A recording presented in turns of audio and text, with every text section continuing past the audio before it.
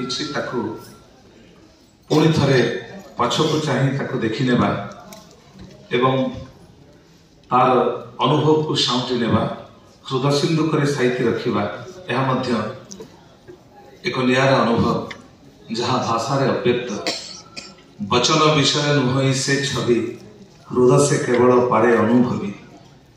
एभली बेले बेले अनुभव रही एभली बेले बेले अनुभूति आसे जहाँ को भाषा रे प्रकाश करा जाय न पारे जहाँ को शब्द पुंजरे बखाणी जाय न पारे से अप्रकाश्य अनुभव से अनिर्वचनीय अनुभूति केवल अनुभव सापेक्ष एवं से अनुभवी मनीष माने ताको केवल बुझी पारंती। आज ओडिशा साहित्य एकाडेमी तार तदानीन्तन राष्ट्र नीतिज्ञ माने साहित्य को सेमानक अनुभव एवं अनुभूति सर्वोच्च स्थान देइथिले एवं से परिचय रे परिचित हेबाक सेमाने उचित माने करूथिले आ अनुरूप भाव रे आमे आज स्मरण करूछु डॉक्टर हरिकृष्ण महताब को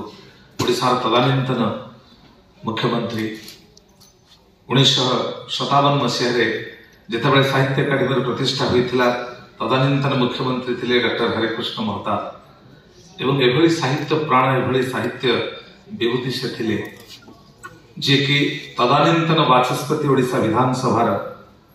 पंडित नीलकंठ दास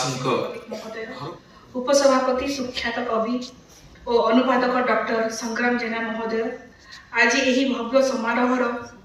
उद्घाटक मान्यवर पर्यटन ओडिया भाषा साहित्य और संस्कृति तथा अबकारी मंत्री श्रीयुक्त अश्विनी कुमार पात्र महोदय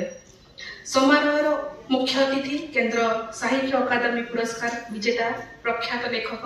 श्रीयुक्त विश्वास पाटिल महोदय आज सभार विशिष्ट अतिथि राजस्व और विपर्यय प्रशमन तथा ओडिया भाषा साहित्य और संस्कृति विभाग अतिरिक्त मुख्य शासन सचिव श्रीयुक्त सत्यव्रत साहू महोदय आम भवन में मंचासीन होइथिबा सम्माननीय विशिष्ट अतिथि प्रशासक तथा ओडिया भाषा साहित्य एवं संस्कृति विभाग निर्देशक श्रीयुक्त दिलीप राउतराय महोदय एवं उपस्थित समस्त सारस्वत प्रेमी छात्र छात्री तथा गणमाध्यम प्रतिनिधि मंडली आज को दीर्घ 66 वर्ष तले 25 जुलाई 1957 मसीह ओडिया भाषा और साहित्य